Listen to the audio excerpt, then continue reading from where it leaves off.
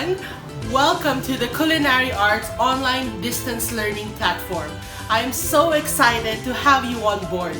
I know that this is a very extraordinary circumstance. You are very excited to use the Culinary Arts Lab in school. However, due to the pandemic going around us, we are doing this unique setup. So I'm still very glad to have you all on board.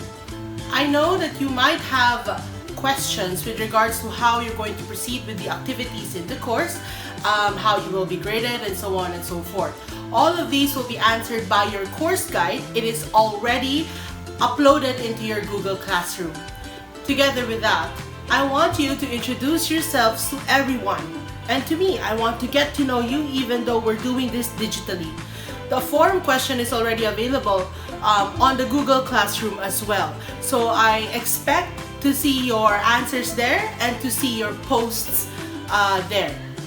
I do hope that you are as excited as I am.